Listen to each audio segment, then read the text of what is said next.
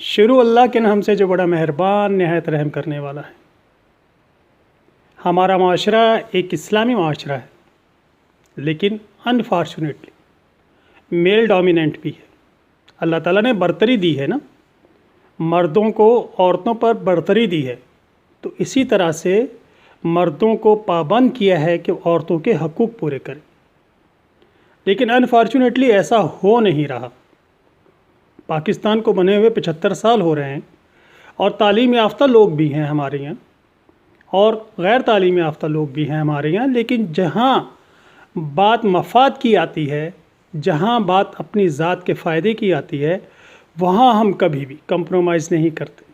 کہنے کو ہم مسلمان ہیں، لیکن ہم بہت سے اسلامی چیزوں پر کمال درآمد نہیں کرتے، جو احکامات ہیں ان کو نہیں مانتے۔ جب ہمارے والد صاحب کا انتقال ہو جاتا ہے، وہ اس دنیا سے چلے جاتے ہیں، تو ان کی جائیداد، ان کا ترکہ جو کچھ بھی ہوتا ہے، وہ اسلام نے ایک شیڈول دے دیا ہے، ایک ٹیبل بنا کے دے دیا ہے کہ 2 حصے بیٹے کے ہوں گے اور 1 حصہ بیٹی کا ہوگا، اور جو عزیز قریب رشتہ دار ہیں سب کو کچھ نہ کچھ اس میں سے ملے گا، لیکن زیادہ تر یہ بہن بھائیوں میں ہی بڑھتا ہے۔ جہاں بچیوں کی تعداد بچوں کی نسبت زیادہ ہو، فار ایگزامپل 2 بھائی ہیں 3 بہنیں ہیں، 1 بھائی ہے 4 بہنیں ہیں، تو وہاں چاہے پڑھے لکھے ہوں چاہے ان پڑھ ہوں، وہ کبھی یہ برداشت نہیں کرتے کہ آپ باپ کے حصے میں سے اس کی بیٹی کو بھی مقررہ حصہ دیا جائے۔ ہم لوگ اس کام کے لیے جہاں تک جانا پڑتا ہے ہم جاتے، لیکن یہ بات نہیں مانتے کہ اس میں سے بیٹی کا بھی کچھ حصہ ہے۔ حالانکہ ایسے خاندانوں میں زیادہ تر مائیں بھی بیٹی کو یہی کہتی ہیں کہ بیٹا تمہیں جو کچھ دینا تھا تمہارے باپ نے تمہیں جہیز کی شکل میں دے دیا۔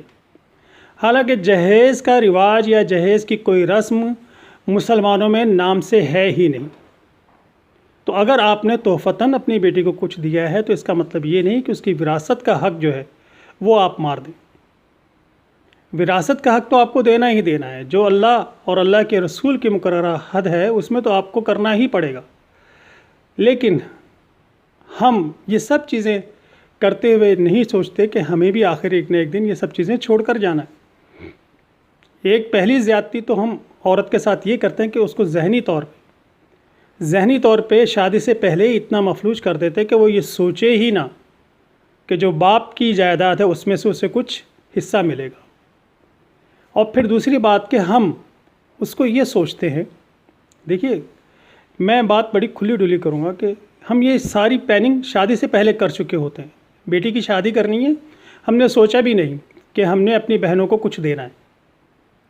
کئی جگہ پر تو باپ بھی یہی سوچ کے شادی کر رہا ہوتا ہے کہ یہ جو کچھ بھی ہے یہ تو میرے بیٹوں کا ہے، بیٹی کو جو میں نے دینا ہے اپنی زندگی میں دے دوں گا۔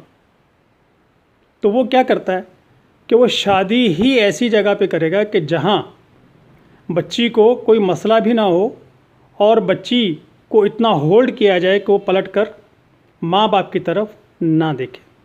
بچی کی پسند یا بچی کی ناپسند، اس سے جو ہے کوئی فاصلہ نہیں پڑتا۔ اکثر زمینداروں میں، اکثر بڑے لوگوں میں جن کے پاس بہت زیادہ پراپرٹی ہوتی ہے، وہ رشتہ داری باہر کرتے ہی نہیں، اور صرف یہ کہتے ہیں کہ ہم تو جی اپنی قوم کے علاوہ شادی نہیں کرتے۔ کیا کرتے ہیں، بڑے بھائی نے چھوٹے بھائی کے بیٹے کو اپنی بیٹی کا رشتہ دے دیا، اب کیا ہوا، خاندان کے اندر ہی زمینیں ہیں، خاندان کے اندر ہی جائیداد ہیں، خاندان کے اندر ہی کاروبار ہے۔ بھائی بھائی آپس میں رشتہ داری کر لے گا، لیکن بہن کو کچھ دینے کو تیار نہیں ہے۔ اسی طرح سے جب آپ نے یہ طے کیا ہوا ہے تو آپ بچی کی پسند نہیں پوچھیں گے کہ بیٹا آپ کو کوئی پسند ہے، آپ کہیں اور شادی کرنا چاہتے ہیں، یا اکثر ایسا ہوتا ہے کہ جب ہم کزنز آپس میں رہتے ہیں بہت زیادہ ایک دوسرے سے ملتے جلتے ہیں، تو ہماری کوئی بات دوسرے کزن سے ڈھکی چھپی ہوئی نہیں ہوتی۔ کئی دفعہ ایسا ہوتا ہے کہ بچی اس لڑکے کو پسند نہیں کرتی، لیکن کیونکہ بڑوں کو یہ لالچ ہوتا ہے کہ اگر بچی ہم نے کسی دوسرے خاندان میں بیائی تو کیا ہوگا، ہمارے خاندان کی جو زمینیں ہیں، جو جائیدادیں ہیں، وہ دوسرے خاندان کے پاس چلی جائیں گی، کیونکہ ہم نے اگر بیٹی کو حصہ دینا ہے تو وہ ہم نے دینا نہیں۔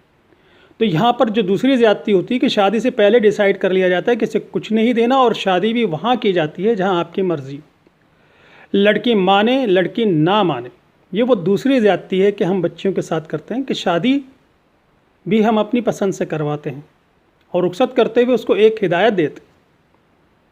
یہ خاموش سائلنٹ میسیج بھی ہو سکتا ہے، یہ وربل بھی ہو سکتا ہے، یہ اعلانیہ بھی کہا جاتا ہے کہ جناب اب آپ کو بھیجا جا رہا ہے آپ کے اپنے گھر، آپ کو عزت سے ڈولے میں بٹھا کر بھیج رہے ہیں، اور اب وہاں سے آپ کی صرف میت نکلنی چاہیے.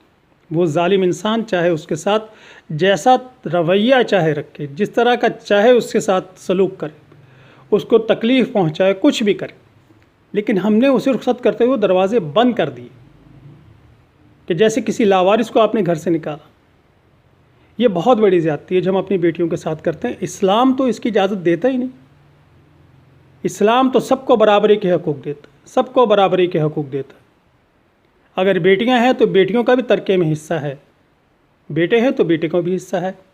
وہ چاہے ایک دکان ہے، چاہے ایک مکان ہے، چاہے ایک تولہ سونا ہی ہے، وہ بھی اس طرح سے تقسیم کیا جائے گا کہ سب کو اس کا جائز حق مل جائے. اور یہ میرے نبی نے سارا طریقہ بتا دیا گا، سمجھا دیا، اور قرآن پاک میں اس کو اللہ تعالیٰ نے بتا دیا ہے کہ جناب اس طرح سے آپ نے اس چیز کو تقسیم کرنا ہے، لیکن ہم نہیں مانتے. یہ وہ 3 زیادتیاں ہیں جو ہم اپنی بچیوں کے ساتھ ہمیشہ کرتے ہیں. اس کی شادی اس کی پسند سے نہیں کریں گے، کیونکہ ہماری پلاننگ ہوتی ہے کہ ہم نے شادی وہاں کرنی ہے جہاں ہماری ذات کو فائدہ ہو. اس کو جاتے ہوئے یہ نصیحت ضرور کرنی ہے کہ پلٹ کے مت دیکھنا، اب تمہارا گھر یہ نہیں ہے، اب تمہارا گھر وہ ہے جہاں تم جا رہے ہو. اور تیسرا سب سے اہم کہ ہم اس کو باپ کی کمائی میں سے، باپ کی بنائی ہوئی چیزیں نہیں دیتے جو اس کا اسلامی حق ہے. یہ ایسی چیزیں ہیں کہ جس پہ بہت کم لوگ بات کرتے ہیں اور شاید اس کو مناسب بھی نہیں سمجھتے. تو میری اس ویڈیو کو آگے ضرور پہنچائیے. وہ لوگ جو اللہ کے احکامات کو نہیں مانتے، رسول کے احکامات کو نہیں مانتے، یہی زمین ان کے لیے وبال بن جائے گی، یہی جائیداد ان کے لیے وبال بن جائے گی.